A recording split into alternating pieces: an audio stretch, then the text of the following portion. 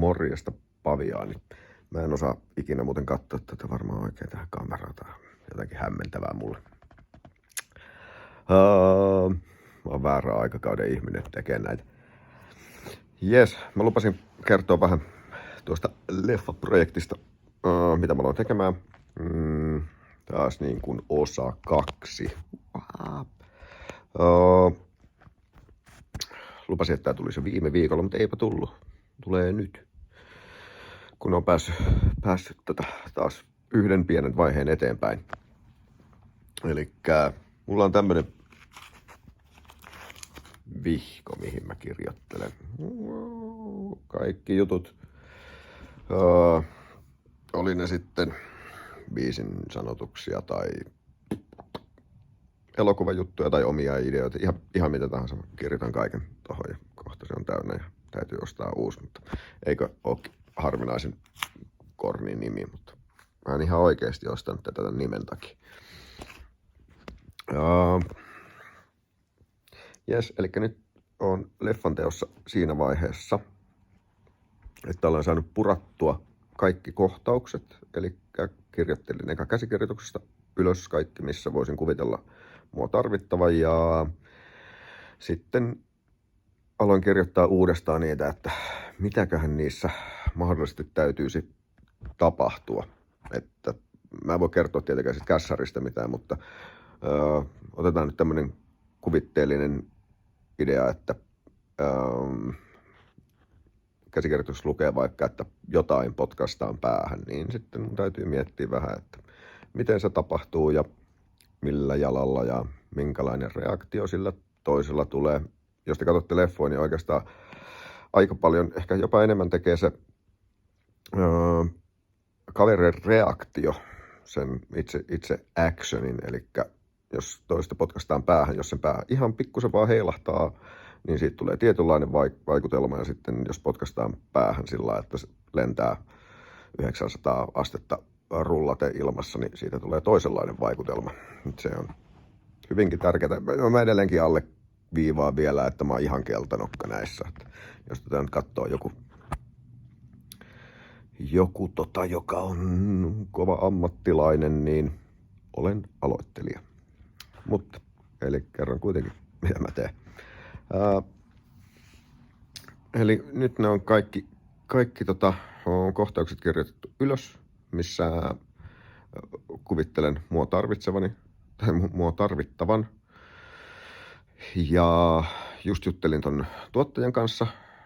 Meillä on tuossa ylihuomenna Helsingissä palaveri ja näen sit varmaan ehkä vähän muutakin tekijäporukkaa. Tai siis näenkin, mutta en tiedä ketä on paikalla. Otan valokuvia. Ja sen jälkeen voisin esitellä sitä tiimiä, kun on kysynyt luvan, että saan niin tehdä. Joo, mitäs, niin kuin mä sanoin, tää on tämmöistä vapaata tajunnan virtaa. Mä en mieti niin kuin yleensäkään juuri mitä suustani päästän, niin samalla lailla mä toimin tässä vlogissa. Eli mä yritän vähän kiertää ja kaartaa, että mä en kerro siitä elokuvasta mitään, mutta sanotaan nyt vaikka, että elokuvassa olisi kohtaus, missä lennetään helikopterilla, niin mä en esimerkiksi tiedä, että täytyykö mun osata lentää helikopterilla, mutta kirjoittelin suurimman osan kuitenkin, missä ikään kuin on jotain actionia ylös, ja ei onneksi tarvitse lentää helikopterilla, se olisi hazardos. Ja siellä on sitten tavallaan semmoisia paljon pienempiäkin, mitä ei välttämättä ajattele, että tarvitsisi jotain kamppailukoordinaattoria. Ihan vaikka semmoinen, että jos te näette, että ihminen kaatuu jossain, niin sen on todennäköisesti joku suunnitellut, ja siinä on mahdollisesti ollut myös stuntti. Aika erikoisestakin elokuvista, missä ei kuvittelisi tarvitsevan stuntteja, niin niitä löytyy, että olkoon se sitten. Katoin itse asiassa, selailin tuossa yhden stunt-näyttelijän ja stunt-koordinaattorin töitä, niin sieltä löytyi ihan laidasta laitaan suomalaisen. Oli kummelia ja kaiken näköistä lasten leffaa ja sen semmoista, mitkä ei ole actionia, mutta sitten sitä actionia kuitenkin sinne piiloutuu hirmu helposti sillä tavalla, että sitä ei ajattele ollenkaan. Ja nyt mä sitten kirjoittelin ylös vähän, että niin vähän sen lisäksi, aloitetaan sillä tavalla. Mä kirjoitin, että jotain nyt vaikka potkaistaan päähän oikealla jalalla ja sitten se kaatuu se toinen tyyppi siitä, mihin suuntaan se kaatuu ja kaatuuko se selälleen vai vatsalleen ja meneekö se suoraan vatsalleen vai selälleen vai meneekö se persiilleen ensin siitä ja yritän vähän hahmotella siitä käsikirjoituksesta vähän semmoisia voima- ja valtasuhteita ja sitten näkyisi myös siinä kamppailussa tavallaan, että myös ne persoonat tulee esiin siinä kamppailutilanteessa. Toki mä en tiedä vielä hirveästi, mä tiedän vasta yhden näyttelijän,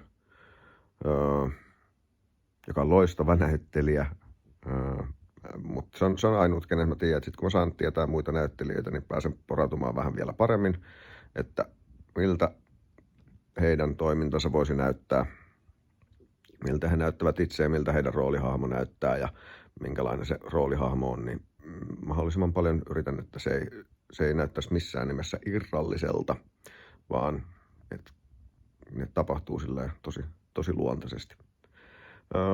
Hirveästi ei voi kertoa tyylilajistakaan, mutta luvassa nyt ei ole ainakaan mikään splatteri, niin kuin oli Lunastajat. Se oli semmoinen niin kuin musta komediahenkinen. Tämä on eri henkinen. Mitäköhän muuta mulla on? Tää on lyhkäisempi video varmasti kuin edellinen. Pistäkää hei sit ihmeessä, jos teillä on oikeasti jotain kysymyksiä. Mä vastailen tosi mielellään. Tämä on semmoinen aihe, mikä mua kiinnostaa ja kiehtoo ja yritän koko ajan opetella tätä enemmän. Otin itse asiassa yhteyttä, sanoinkin varmaan viime videolla, kaveriin suoraan Hollywoodista. Se on, en voi sanoa minkä maalainen se on, mutta hän lupasi antaa sitten mulle ilmaisen session tuolla Zoomissa ja hänellä on hirveästi kokemusta, varmaan 15-20 vuotta ollut alalla ja lupasi antaa mulle Zoomi tai jonkun vastaavan audienssin, niin käydään vähän semmoisia ihan perusjuttuja, koska niin kuin kaikessa, niin perusteet on hyvä oppia hyvin ja sen päälle on sitten helpompi rakentaa, että vähän on joutunut menee itse pers edellä puuhun, mutta on nyt saanut kuitenkin ihan jonkunnäköistä jälkeä aikaan. Jos omasta työstään ei löydä virheitä, niin sitten tekee huonosti töitä. Löydän omasta työstäni ihan hirmusti virheitä, mitä kaverit on mulle kanssa noista omista duuneista pointana. Mutta sitten mä haluan myös osoittaa, että ne ei ole kaikki ihan mun käsissä. Siellä on paljon mun virheitä, mutta kaikki ei ole mun käsissä. Eli sitten on vielä kuvaus ja leikkaus ja ohjaus, mitkä merkitsevät hirveästi. Ja totta kai näyttelijän työt, jos niitä kamppailujuttuja tekevät näyttelijät ja toki stunttien työ ja kaikki tämmöinen. Se on aika semmoinen iso kollaboraatio, että joku saadaan näyttämään hyvältä. Ja itse halusin vähän oppia ymmärtää ehkä leikkaamisestakin vähän. Sitä on katsonut kyllä niin kuin satoja tunteja, kun ihminen leikkaa. Frendi oli joskus kaikilla televisiokanavilla varmaan ollut leikkaamassa ainakin jotain ja tehnyt kaiken näköistä juttua, niin sitä on nuorempana katsellut vierestä. Olen saanut vähän semmoista kuvaa, mutta eihän minä leikkaamista mitään ymmärrä. Mä oon nähnyt, kun sitä tehdään niin kuin oikeasti kymmeniä tai satoja tunteja. Kuvaamisesta haluaisin oppia vähän ymmärtämään. Mä en välttämättä hahmota itse kovin visuaalisesti asioita, eli jos mä pistän silmät kiinni, niin mä näen tavallaan, mä näen jollain tavoin, mä en osaa edes selittää sitä, mä näen jollain tavoin, mitä tapahtuu, mutta se kuva ei ole semmoinen selkeä. Että sitten olen jutellut ihmisten kanssa, jotka niin kuin näkee, ne pistää silmät kiinni ja miettii jotain, niin ne näkee ihan samalla lailla kuin elokuvan. Mä en näe. Mä yritän yritän saada kuvan mielessäni kirkkaammaksi, jotta se auttaa mulle taas sit siihen, että mä alan ymmärtää, että mitä kamerakulmia ja minkälaisia leikkauksia voisi ehdottaa. Kun teen koreografiaa, niin ne on luonnollisesti iso osa sitä, että kuvataanko tämä lyönti tästä kuvakulmasta vai tuleeko se tuolta mun selän takaa ja sitten kuinka monta kertaa siihen leikellään ja luonnollisesti ääniefektit ja kaikki. Se on monen asian summa ja pyrin tekemään oman duunin luonnollisesti koko ajan vaan paremmin ja paremmin, että sais pikkuhiljaa näyttää sen siltä, mitä mä itse toivon. Jos mä mietin, kun on joskus VHS-aikaan mun taekwondo-otteluita on nauhoitettu. Ja niitä kuitenkin ehti kertyä aika paljon. En voi sanoa kyllä, että satoja, mutta voin varmasti sanoa, että yli 100. En minä tiedä. Mä oon huono numeroiden kanssa. Niin, aika harvoin oli semmosia fiiliksiä, että nyt vaikka mä olisin voittanut tai mitä tahansa, niin mitalit ja voitot, niin niille ei ole kovin paljon tietyillä tapaa merkitystä. Sitten kun mä katson sitä videoa, niin suurimmassa osaksi on silleen, että ihan karseeta paskaa, miksi minä olen noin huono. Ja sama kun on ollut bändin kanssa keikoilla ja vaikka on ollut hirmu hyvä fiilis ja on ollut joskus jopa isokin yleisö ja kaikki on ollut ihan pähkinöinä ja hyvä meininki ja iloitusraketteja ja pommeja ei nyt ollut, mutta kuitenkin. Niin, sit kun niitä videoita on katsonut jälkeenpäin, niin hyvin usein se on ollut vähän raskasta sellainen, että ei saatana, mä oon paska. Mutta se on taas sitä opettelua, yrittää tehdä vaan koko ajan paremmin ja todennäköisesti virheet, mitä enemmän oppii, niin löytää sitä enemmän. Mutta semmoista se on, tyytyväisyys tappaa kehityksen. Mutta sitten täytyy kuitenkin vähän taputella aina sitten itseään olkapäälle, jos joku porukka, kenen kanssa tekee mitä tahansa, on edes jossain määrin tyytyväinen ja saa joltain kiitosta, niin se on aina tuntuu hyvältä, jos on miellyttänyt jollain omalla taideteoksellaan muita. Siinäpä se kuitenkin tarkoitus itsellä kaiken näköisen taiteen kanssa on. Otteleminen on ehkä vähän eri asia, vaikkakin mä sitten kyllä mitä enemmän yleisöä, niin sitä enemmän mä tykkään yleisöstä myös ottelussa. Se on toki semmoista, että kyllähän sitä tekisi vaikka ei jos ketään katsomassa. Toki sitä soittaa musaakin, vaikka ei ole ketään katsomassa, mutta esiintyminen on kuitenkin semmoinen, mistä saa kiksit. Ja sitten taas tällä elokuvapuolella en nyt ihan hirveästi välttämättä nauti. Jos joku mua pyytää johonkin, niin kyllä mä tuun esiintymään, mutta ei, tuolla kameran takana on mukavampi olla. Ja sitten sanoo ihmisille, että tehkää näin ja toivoo, että se mitä ne tekee niin näyttää siltä, mitä mä ajattelin päässäni. Joo, tosissaan yksi Los Angeles audienssi tulossa, että mä saan vähän jeesiä ammattilaiselta ja nyt sitten torstai-päivänä käydään istahtamassa alas ja katsotaan noita juttuja läpi. Näitä on mun kohtaukseni, mitä olen kirjoittanut ja sitten sieltä tulee varmaan aika paljon ideoita ja palautetta, että miten niitä väännetään mihinkin suuntaan. Ja näen ekaa kertaa tosissaan sen porukan, että ainoastaan tuottajan Pekka Ollulan kanssa olen ollut tekemisissä. Tiedän kyllä nyt jo joitain muitakin, mutta en uskalla sanoa, koska en saa semmoista tehdä.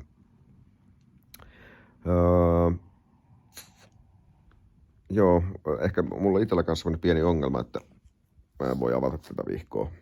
Mutta niin kuin näkyy, täällä on jo täällä on tämmöisiä irtolappusia. Niin mä en voi ottaa niin kuin näistä mun muistiinpanoista kuvaa ja lähettää yhtään kellekään. Ne on ihan karseita katsottavaa. Samalla lailla kun Muksuna tehnyt joskus bändille sanoituksia, niin meidän kitaristi oli tyytyväinen, että yritin saada jotain kannettua edes vähän kortta kekoon. Ja sitten sanoi, että voisit kirjoittaa ne aina niin kuin puhtaaksi, että ne on täynnä nuolia joka suuntaan ja ne on semmoista hieroglyfikamaa ja salakirjoitusta. Mä oon vähän parantunut siinä, mutta ei noita edelleenkään voi kellekään näyttää. Täytyy tehdä semmoinen asiallinen versio tietokoneella hommia, mistä mä en välttämättä niin paljon pidä, mutta se nyt ei vie ihan hirmusti aikaa. Ne on kuitenkin sinne kirjoitettu omin sanoin ylös ja sitten vähän siistitään sitä ja kirjoitetaan koneella. Mä tykkään aina kirjoittaa käsin. Siinä on mitä tahansa mä kirjoitan, niin melkein aina mä kirjoitan käsin.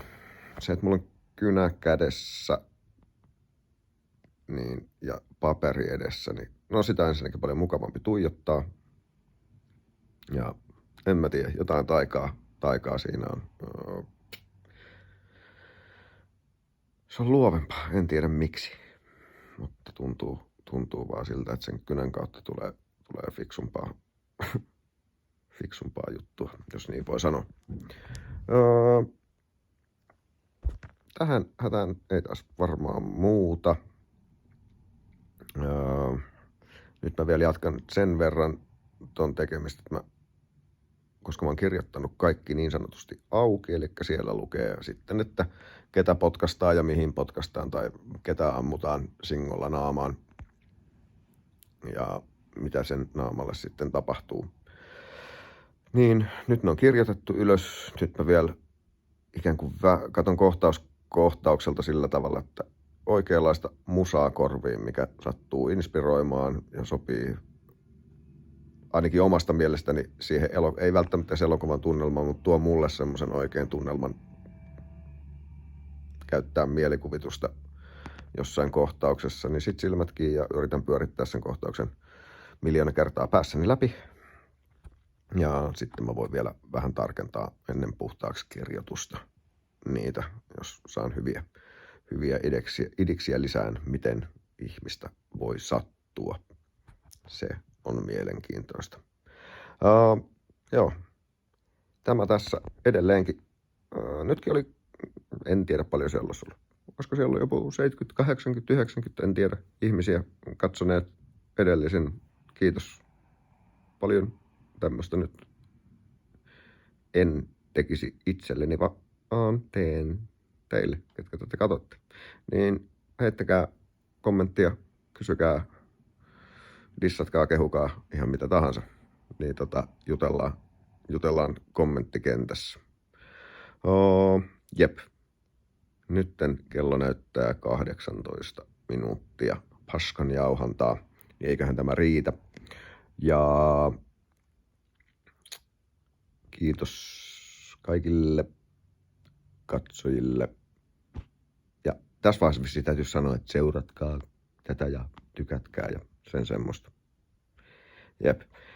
Kiitti apinat. Todennäköisesti taas jonkunnäköinen video tulee uudestaan sitten, kun ollaan käyty palaverissa. Jos siellä saa vähän lisää informaatiota, niin kerron siitä sen verran kuin voin. Tack så mycket. Eli kiitti apinat ja nähdään.